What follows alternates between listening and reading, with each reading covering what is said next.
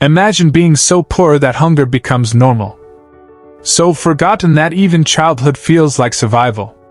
Now imagine that same child one day making the entire world laugh. He was abandoned. He lived in extreme poverty. He entered a workhouse as a child. But years later, the whole world knew his face. This is how Charlie Chaplin turned suffering into immortality. This is not fiction. This is the real life of Charlie Chaplin, the silent genius whose pain created one of the greatest legends in film history. Charlie Chaplin, from poverty to global legend. London. The year is 1889. The British Empire stands at the height of its power. Its ships rule the seas, its factories fuel the Industrial Revolution, and its cities grow larger and louder with every passing year. But behind the grandeur of empire lies another London, one rarely shown in paintings or history books. A London of poverty. A London of hunger. A London where survival itself is a daily struggle. In the crowded working-class districts of South London, thousands of families live in cramped rooms with barely enough food to last the week. Children grow up quickly here. Dreams are rare luxuries. And hope is often the first thing poverty takes away. Yet, from this difficult world, one child would rise to change the history of entertainment forever. On April 16th, he watched closely. Every movement, every gesture, every expression. These early lessons in observation would shape his future performances. From his mother, he learned something powerful. Comedy is not just about jokes. It is about understanding people. Young Charlie nervously stepping onto a small stage. Narration. One evening, fate offered Charlie his first glimpse of destiny. During a performance, his mother's voice failed once again. The audience grew restless. In a moment of desperation, the theater manager pushed young Charlie onto the stage. He began to sing. Then something unexpected happened. The audience laughed, not cruelly, but joyfully. Charlie responded by mimicking his mother's broken voice in a playful way. The crowd erupted with applause. For the first time in his life, Charlie discovered something magical. Laughter could transform pain into joy. It was a lesson he would carry forever. Two boys walking through crowded London streets. But applause did not erase poverty. Charlie and Sydney still faced enormous hardship. Their father offered little support. Their mother's mental health began to decline. At times, she was admitted to institutions for treatment. The boys often had to survive on their own. They slept in temporary shelters. Sometimes they slept outdoors. These years left a permanent mark on Charlie. He understood the loneliness of the poor. He knew the humiliation of begging. He felt the invisible suffering of people society ignored. Later, when audiences watched his famous character, the tramp, they would laugh at the comedy. But behind that comedy was the memory of real pain. Teenage Charlie rehearsing with a theater troupe. Narration. In his teenage years, Charlie finally found a path forward. He joined a performing group called Fred Carnot Company. The troupe specialized in physical comedy, slapstick humor performed without many words. Charlie's natural ability quickly stood out. He had perfect timing, perfect movement, perfect expression. Soon, he became one of the troupe's brightest performers. And in 1910, opportunity knocked again. The company planned a tour of America. For Charlie, it was the beginning of a journey that would change everything. Large steamship crossing the Atlantic Ocean. America in the early 20th century was booming. Cities were growing rapidly. Industries were expanding. And a brand new form of entertainment was emerging. Motion pictures. When Charlie arrived in the United States, he had little idea that this new medium would soon make him a global legend. But someone important noticed him. A film producer searching for new comedic talent. His name was Max Sennett. And his studio was about to change Chaplin's life forever. Early Hollywood studio with cameras and actors rehearsing. In 1913, Charlie Chaplin signed a contract with Keystone Studios. The young comedian was about to step into the world of silent film. At first, he struggled. Film acting was very different from theater. Directors criticized him. Some doubted his style. But Charlie had an idea. A character. A small wandering figure who carried dignity even in poverty. A man with oversized shoes. A tiny mustache. A bowler hat. And a walking cane. This character would soon become known around the world. Early Hollywood studio lot in 1914. Cameras mounted on tripods. Actors in exaggerated costumes performing slapstick routines. When Charlie Chaplin first arrived at Keystone Studios, the world of cinema was still young. Movies were short, fast, and often chaotic. Comedy was built on wild chases, falling pies, and exaggerated accidents. The studio's founder, Max Sennett, was known as the king of comedy, producing dozens of slapstick films every year. But Chaplin felt something was missing. The comedy was loud, but it had no heart. He believed audiences could laugh even harder if they cared about the character first. At the beginning, Chaplin struggled to fit in. Directors told him to move faster, to exaggerate more, to follow the usual formula. But Charlie had a different vision. And that vision was about to take shape. Chaplin in a dressing room, selecting pieces of costume from different racks. One day in 1914, Chaplin was asked to prepare for a new comedy scene. He walked into the wardrobe department and began selecting random items. Oversized pants. A tight jacket. Huge shoes. A small bowler hat. A bamboo cane. And finally, a tiny mustache. The costume looked ridiculous, yet strangely dignified. Chaplin looked at himself in the mirror. Suddenly, the character came alive. He later described that moment as if the character had created itself. That character would soon be known as the Tramp. The Tramp was not just a clown. He was a symbol. A poor wanderer navigating a difficult world. He was hungry but hopeful. Lonely but romantic. Clumsy but determined. Audiences immediately connected with him. Why?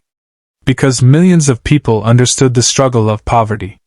The Tramp represented them. He fell down. He got back up. Again and again. And somehow, he kept smiling. Crowds lining up outside movie theaters showing Chaplin films. Chaplin's popularity exploded. Within a year, he became the most recognizable face in cinema. People lined up outside theaters just to see the newest Chaplin film. Newspapers wrote about him constantly. Children copied his walk. Comedians copied his style. The world had never seen anything like him. But Chaplin was not satisfied with simply being famous. He wanted control over his work. He wanted to tell deeper stories. And he was about to take a bold step.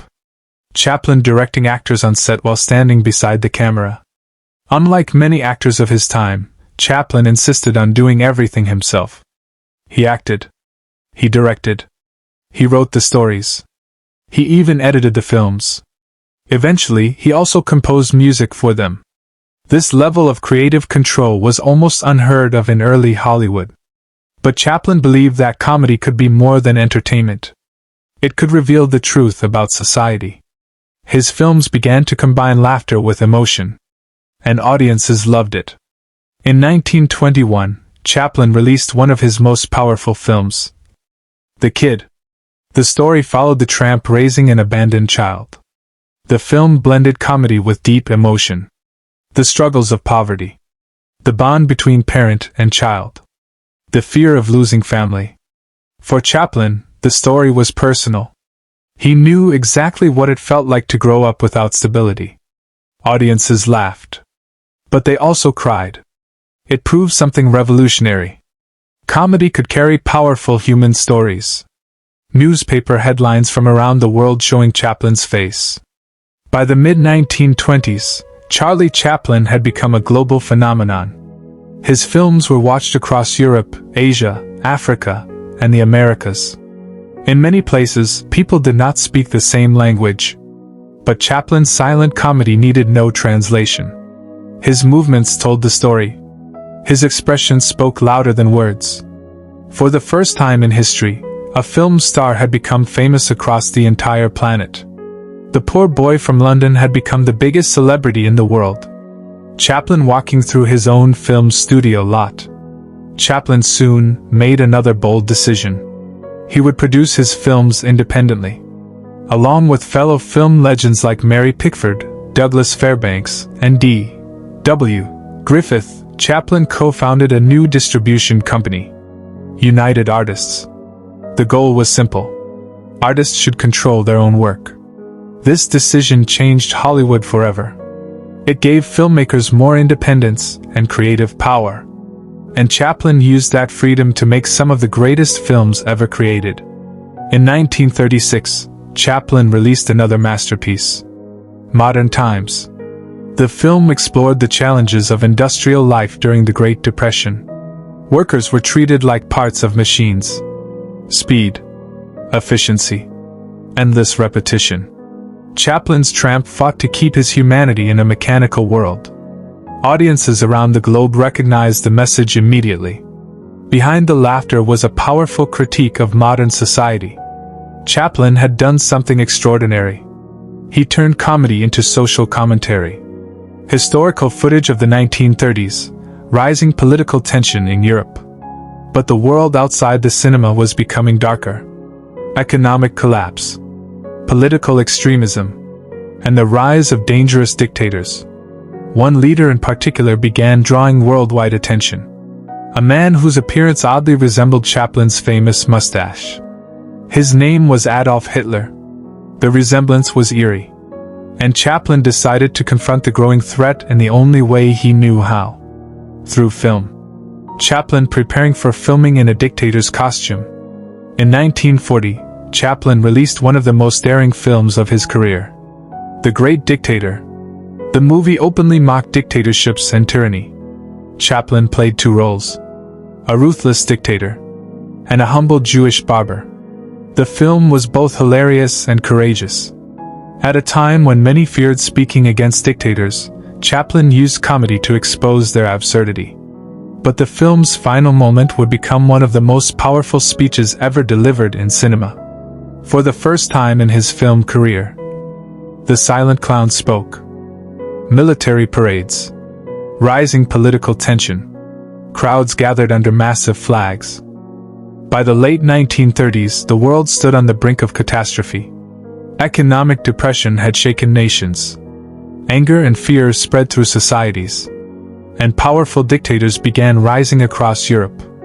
One of them was Adolf Hitler, the ruler of Nazi Germany. His speeches stirred massive crowds. His government enforced strict control and dangerous ideologies. Many filmmakers avoided confronting such leaders directly. But Charlie Chaplin believed silence was not an option.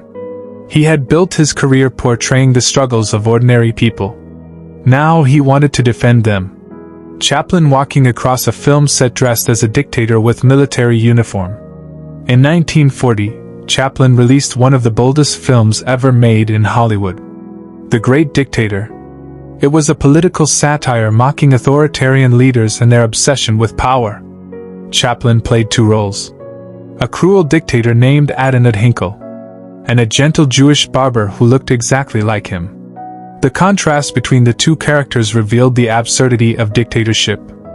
In one famous scene, the dictator dances with an inflatable globe, dreaming of ruling the entire world. The image became one of cinema's most unforgettable symbols of arrogance and fragile power. Until this moment, Chaplin had remained largely silent in his films. But at the end of The Great Dictator, something remarkable happened. The tramp finally spoke. Standing before the camera, Chaplin delivered a passionate speech calling for compassion, freedom, and humanity. He urged people to reject hatred, to reject greed, and to reject tyranny. The speech reached millions of viewers across the world. It was not just a movie scene. It was a plea for humanity during one of the darkest moments in modern history. Newspapers printing headlines about Chaplin's film. Many audiences celebrated the film. They praised Chaplin's courage. But others were not pleased. Political tensions were rising, especially in the United States. Chaplin's outspoken views made him a controversial figure. Some critics accused him of being too political. Others questioned his loyalty. The comedian who once made the world laugh now found himself at the center of political debate. Meanwhile, cinema itself was evolving. Sound had transformed movies. Audiences now expected dialogue, music, and voices. For Chaplin, this change was complicated. His greatest success came from silent storytelling, through movement, expression, timing. Yet Chaplin adapted slowly, carefully blending sound into his later films. His artistic style remained unique in a rapidly changing industry. Behind the public spotlight, Chaplin's personal life became increasingly turbulent. His relationships and marriages attracted intense media attention. Tabloid newspapers followed his every move. Rumors and scandals filled headlines. The pressure of fame, politics, and personal controversy began to weigh heavily on him. Yet Chaplin continued creating films, because storytelling was still his greatest passion. In 1947, Chaplin released another bold film, Monsieur Verdoux. Unlike his earlier comedies, this story followed a dark character who marries wealthy women for money. The film explored moral questions about society, greed, and survival. But audiences were divided. Some admired its daring themes. Others found it disturbing. The film marked a turning point. Chaplin was no longer simply the beloved clown. He had become an artist challenging the audience to confront uncomfortable truths. During the late 1940s and early 1950s, fear of political influence spread across the United States. The Cold War had begun. Suspicion toward artists and intellectuals grew rapidly.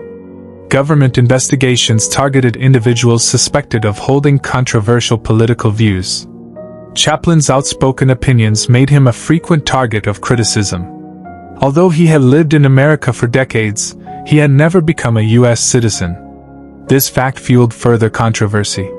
Soon, the pressure would push him toward a life-changing decision. In 1952, while traveling to Europe for the premiere of his film Limelight, Chaplin received shocking news. The United States government had revoked his re-entry permit. After 40 years of working in America, he was effectively barred from returning. For Chaplin, the decision was deeply painful. Hollywood had been his creative home. It was where he built his career and shaped the art of cinema. Yet he chose not to fight the decision. Instead, Chaplin moved with his family to Switzerland, a quiet country far from the controversies of Hollywood. But his story was far from over. In Switzerland, Chaplin focused on something he had often missed during his earlier years of fame: family life. With his wife, Una O'Neill, he raised a large family of children in their countryside home. Una, the daughter of famous playwright Eugene O'Neill, remained a constant source of stability and support. Together they created a warm household far away from Hollywood drama. Chaplin, once the lonely boy of London's workhouses, now enjoyed the comfort of a full and loving family. During these years, Chaplin often reflected on his remarkable journey. From a hungry child in London to the most famous entertainer on earth. Few artists had experienced such dramatic transformation, and few had shaped cinema as deeply as he had. Chaplin understood that film was still evolving. New directors, new actors, and new technologies were redefining the art form. But the emotional language of visual storytelling, the language he had mastered, remained timeless. Even while living abroad, Chaplin continued making films.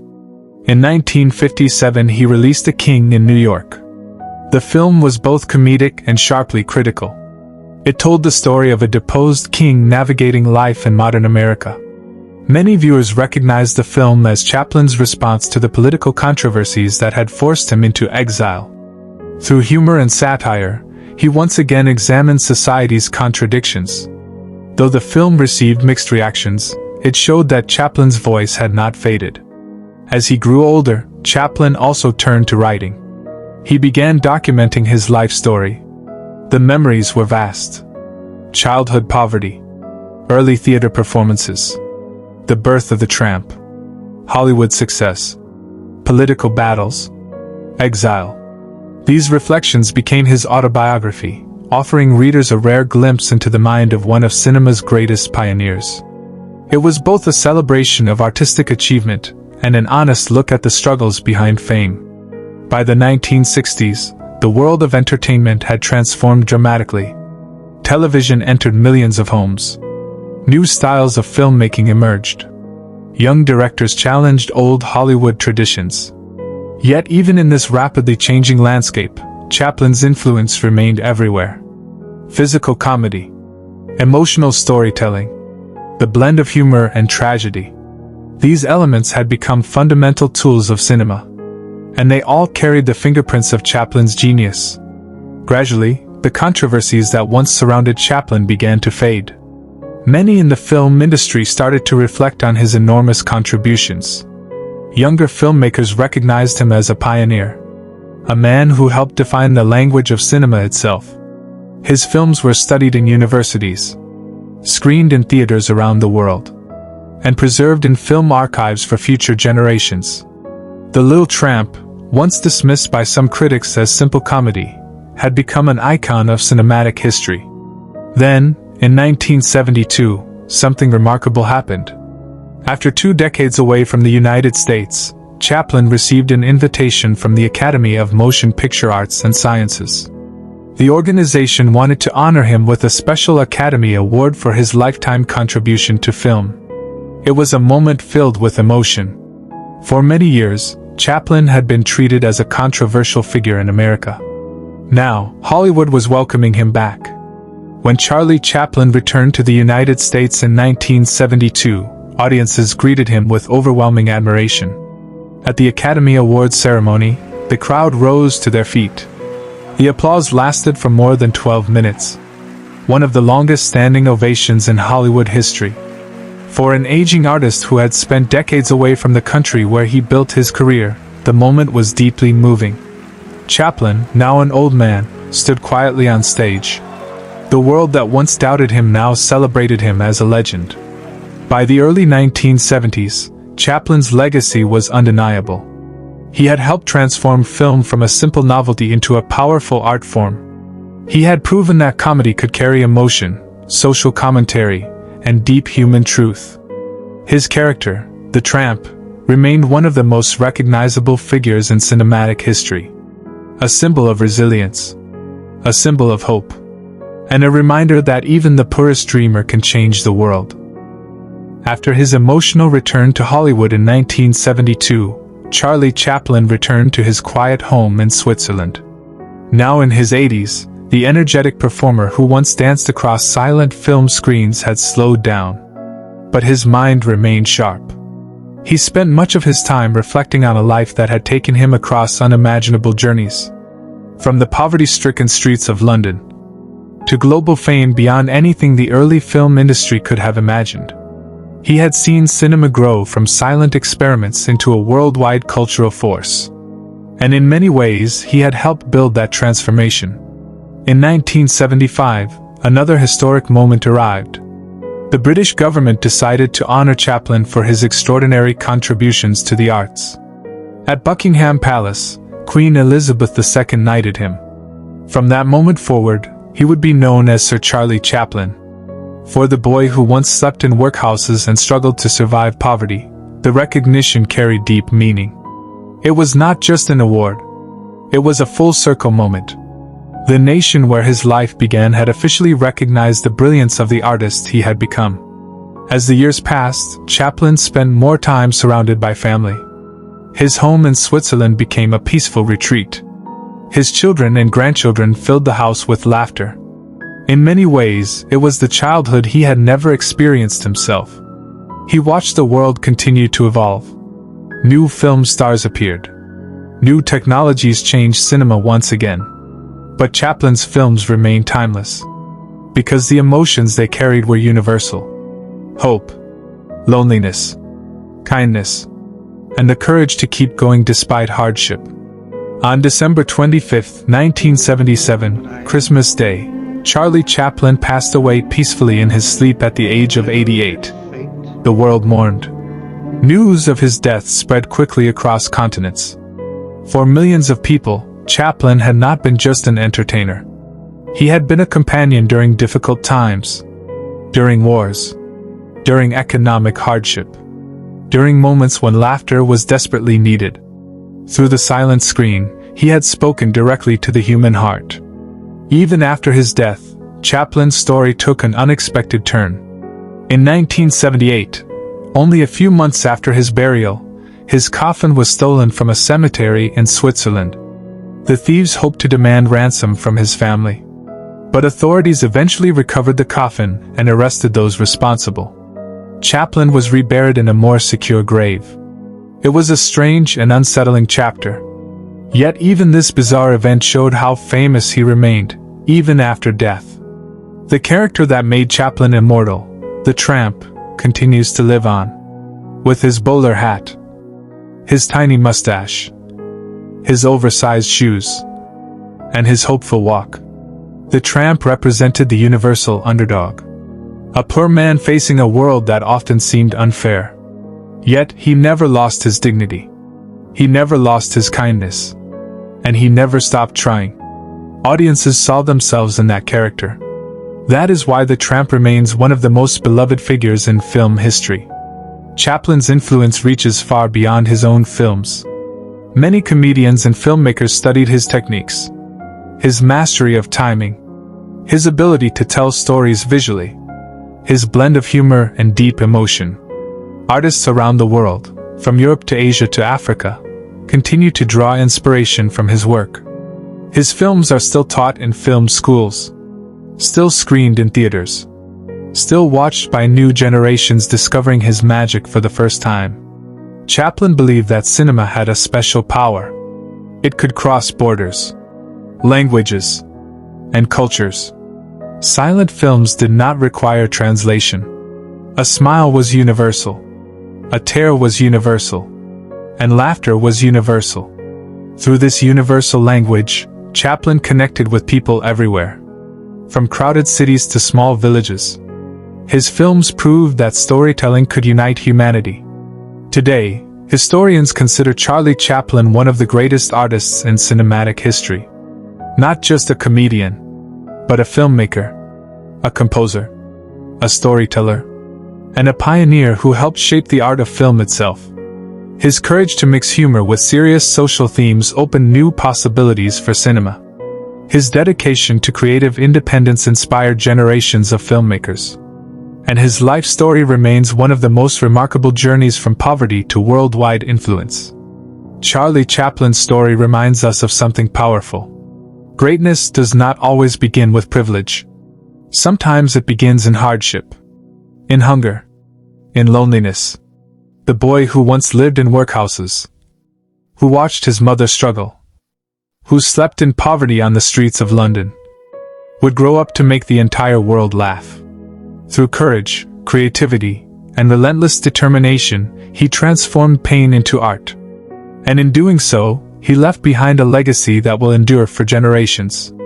Because even today, when the little tramp lifts his cane and begins that familiar walk, the world still smiles. And that was the incredible journey of Charlie Chaplin, a boy born into poverty, who became one of the most iconic figures in cinematic history. His story reminds us that no matter how difficult life may begin, resilience, creativity, and hope can change the world, one laugh at a time. If you were inspired by Chaplin's journey and the power of storytelling, don't forget to like this video, share it with friends, and subscribe to our channel for more incredible stories of legendary artists, innovators, and visionaries. And hit the bell icon so you never miss a production from Janice Babs Studios, where history comes to life on screen. I'm sorry. I don't want to be an emperor. That's not my business. I don't want to rule or conquer anyone. I can help anyone but we all want to help one another. Human beings are like that. We want to live by each other. Let us all unite!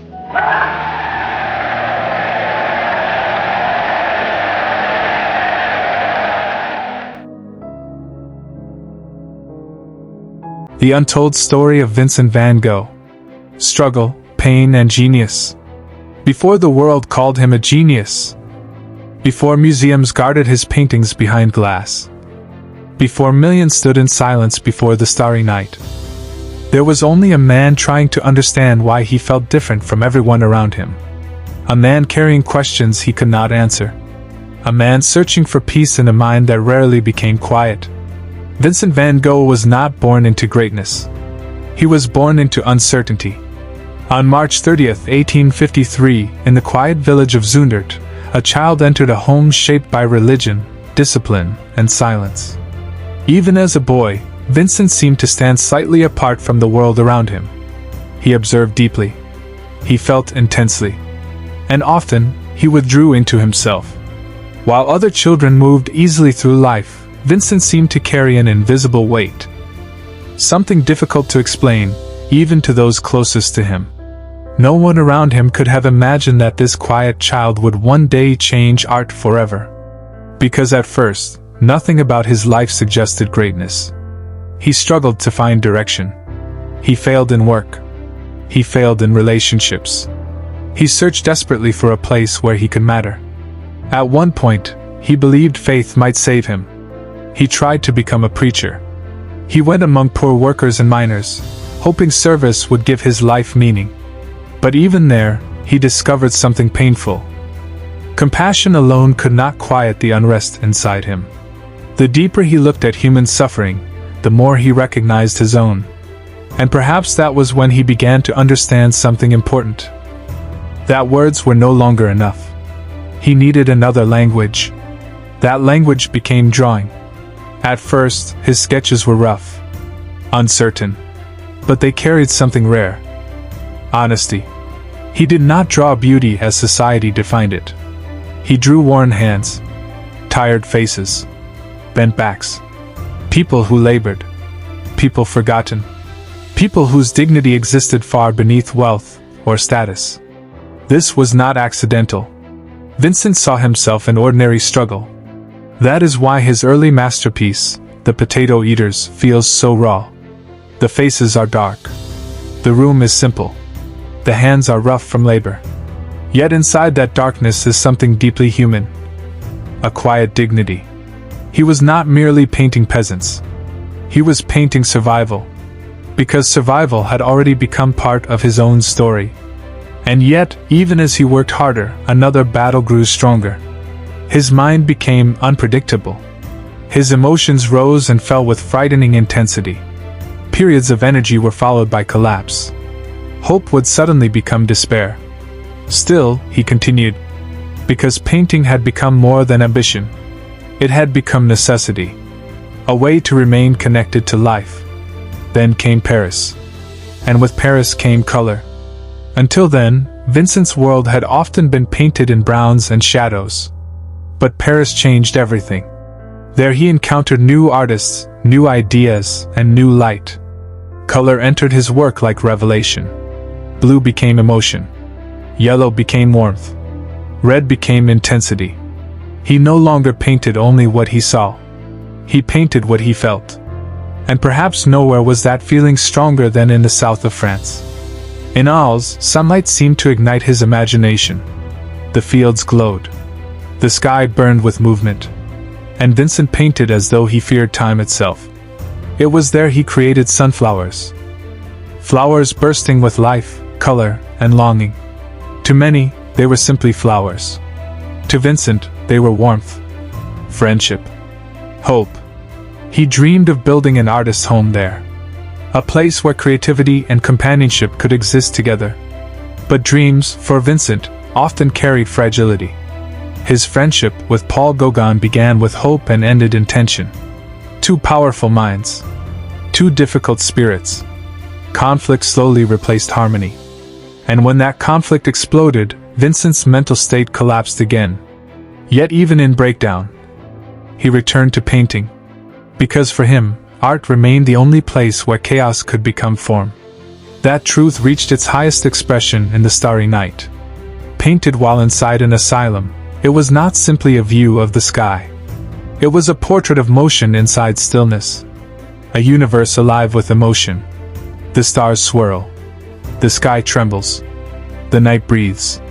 What Vincent painted was not astronomy. It was feeling. It was what the world looked like when seen through a soul that could never stop searching. And perhaps that is why his work still speaks today. Because behind every masterpiece lies the same human question. How do you create beauty when your life feels broken? Vincent answered that question not with theory, but with paint. Again and again. Until the very end. By the time Vincent reached Arles, something inside him had changed. For the first time, he had found a landscape that seemed to answer his emotions. The light in southern France did not merely illuminate objects.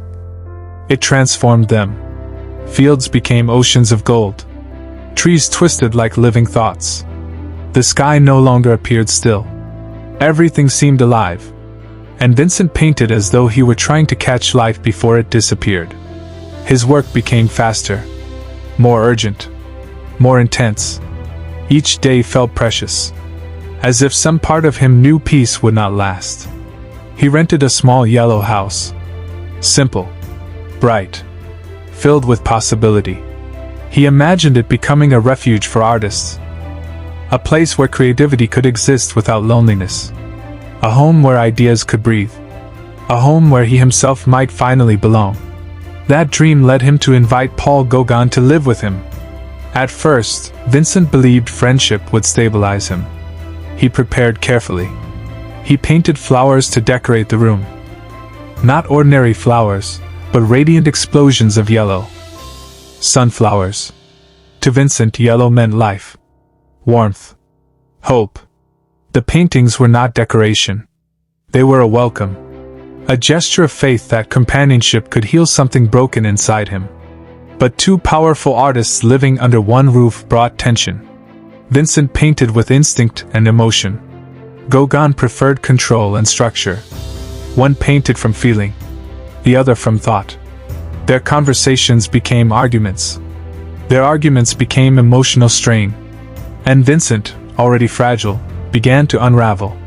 The mind that created extraordinary beauty also carried extraordinary vulnerability. His thoughts became unstable. His fears deepened. His sleep was disturbed. The world around him, once glowing with inspiration, began to feel threatening. Then came the night that history would never forget. After a severe argument, Vincent suffered a breakdown. A moment of emotional collapse so powerful that it would define how many remembered him. Yet that single event often overshadows something far more important. Even after crisis, he still returned to the canvas. Again. And again. Because painting remained the one place where his thoughts could become ordered. Where pain could take shape. Where confusion could become color. Soon after, Vincent admitted himself into an asylum in Saint-Rémy-de-Provence. Many imagine an asylum as the end of creativity. For Vincent, it became something else. A place of suffering, but also one of astonishing artistic output. Inside those quiet walls, surrounded by gardens, olive trees, and distant hills, he painted relentlessly. Nature became his companion. The cypress trees rising toward the sky fascinated him. Their shapes felt almost human, as though the earth itself were reaching upward. And then one night, from behind barred windows, he looked into darkness and created what would become one of the most recognized paintings in human history. The Starry Night. But what makes that painting timeless is not simply its beauty. It is its emotional truth. The village sleeps peacefully below. But above it, the sky moves like a living force. Stars pulse. Clouds spiral. The moon burns. It is calm and chaos existing together. Much like Vincent himself. A quiet outer world. A restless inner one. This is why people still stand before that painting in silence. Because consciously or not, they recognize something human inside it.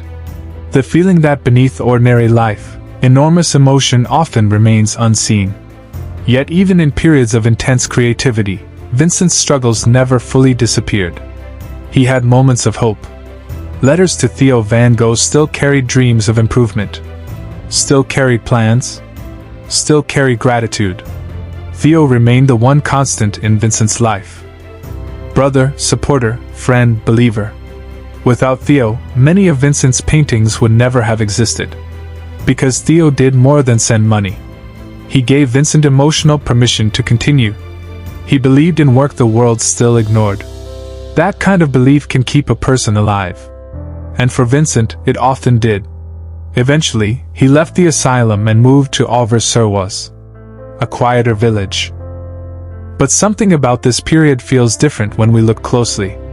His paintings became even more urgent, as if he were racing against time. The wheat fields stretched endlessly before him. The skies became dramatic. The paths empty. In works like Wheatfield with Crows, nature feels immense. Beautiful, but also heavy with unanswered emotion. The crows crossing the sky seem almost symbolic. Not because Vincent intended mystery, but because his inner world had become inseparable from what he painted. He was no longer painting landscapes alone. He was painting atmosphere. Weight. Silence. And perhaps something harder to name. The exhaustion of carrying pain for too long. Still, even then, he continued working. Because creating remained the one language he trusted most. And perhaps that is what makes his story extraordinary. He did not wait for life to become easy before making something beautiful. He created beauty while life remained difficult. That is rare. That is powerful. That is why his story endures. By the summer of 1890, Vincent was painting with extraordinary speed. In just a few weeks in Auvers-sur-Oise, canvas after canvas emerged from his hands. Fields, clouds, village streets, portraits. Nature had become more than scenery.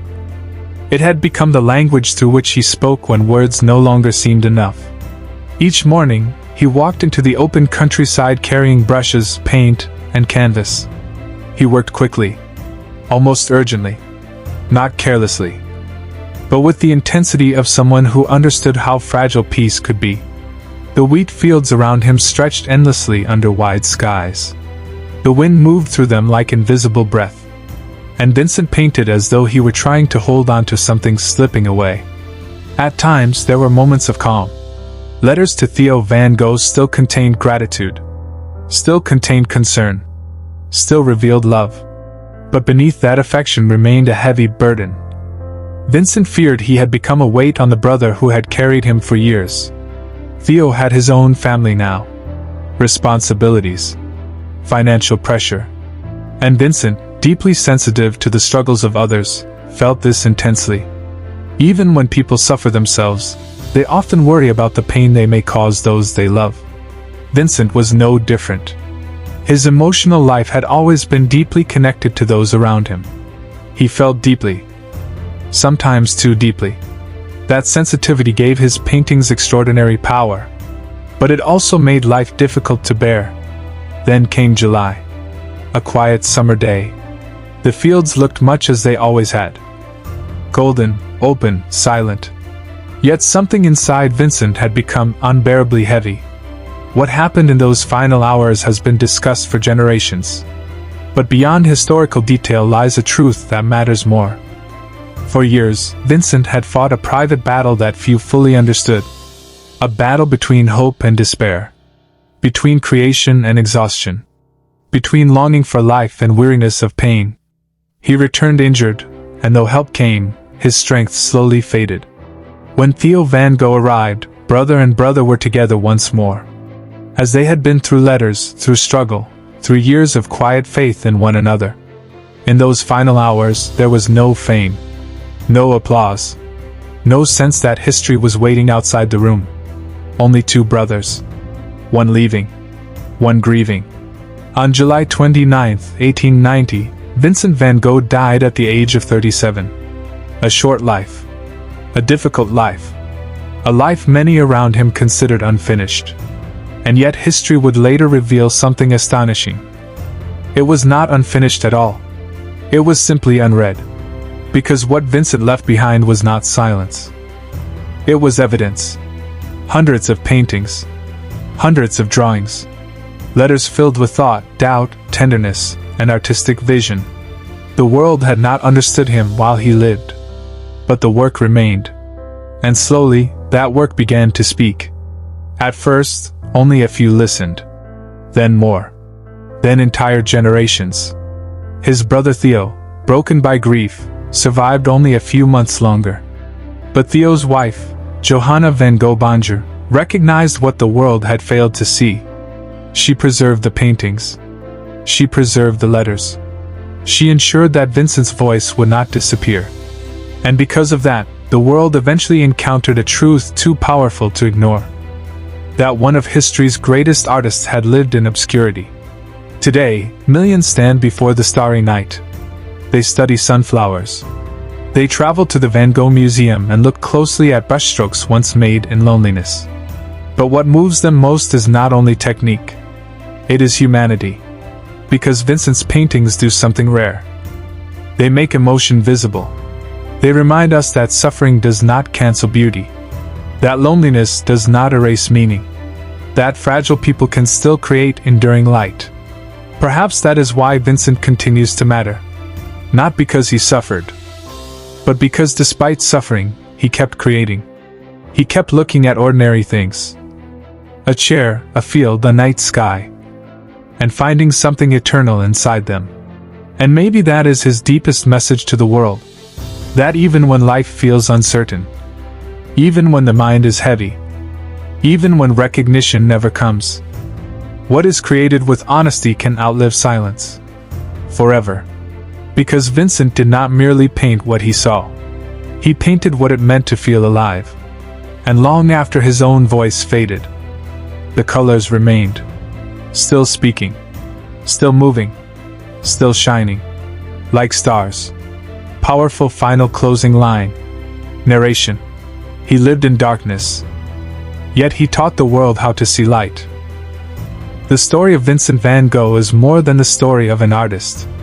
It is the story of a human being who continued searching for light, even when surrounded by darkness. He was misunderstood in life, uncelebrated in his time, and often alone with thoughts too heavy to explain. Yet, from that struggle came paintings that now speak across centuries. From silence came color. From pain came beauty. From uncertainty came masterpieces like The Starry Night, Sunflowers, and The Potato Eaters. His life reminds us that not every meaningful work is immediately understood. Sometimes, the world takes time to recognize what the heart has already created. And sometimes, the brightest legacy begins in the quietest struggle. That is why Vincent's story still matters today. Because beyond the paint and the canvas lies a message for every generation. Even when life feels heavy. Even when your efforts seem unseen. What you create with honesty can still leave light behind. He painted stars he could never fully reach. Yet those stars now shine for the whole world. If this story moved you, take a moment to like this video, share it with someone who loves art or history, and subscribe for more powerful documentaries. Tell us in the comments, which painting of Van Gogh speaks most deeply to you, and why? Your thoughts may inspire someone else. And stay connected with Janice Babs Studios Productions, where stories of struggle, genius, and human greatness continue to come alive. Janice Babs Studios Productions, bringing timeless stories to life.